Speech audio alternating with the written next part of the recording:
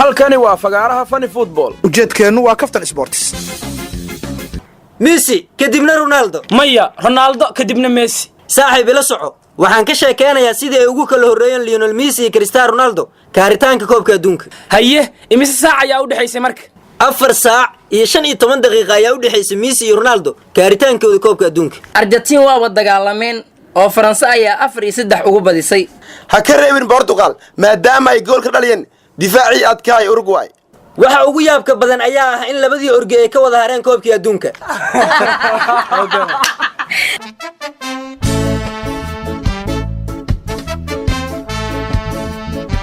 nooga sheekay qaabkii ay heerka gruubyada ugu hareen difaacadayaashii koobka adduunka ee Germany marka la joogo Yurub sanadahan dambe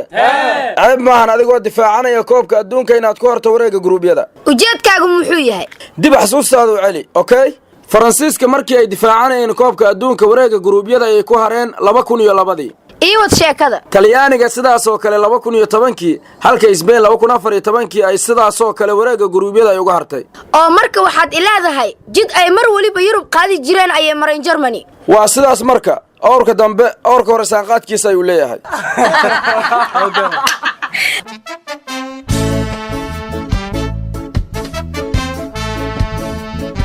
Cristiano Ronaldo iyo Lionel Messi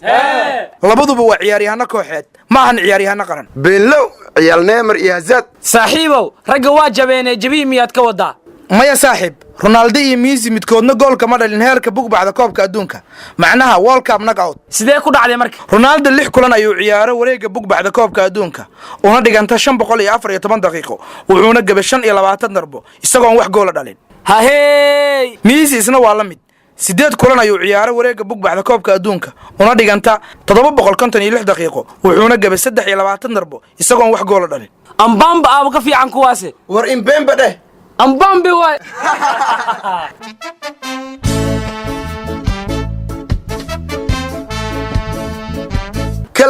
kala wareeg jidka maaxiran may magaalada Milano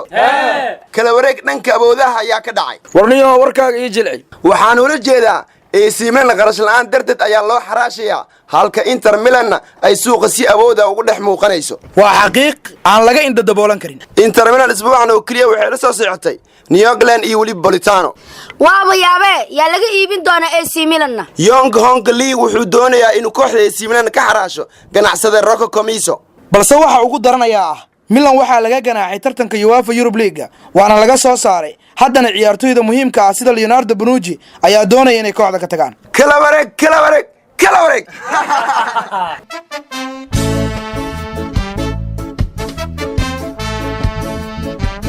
dhacdooyinka Funny Football kala soco idaacada ciyaaraha FM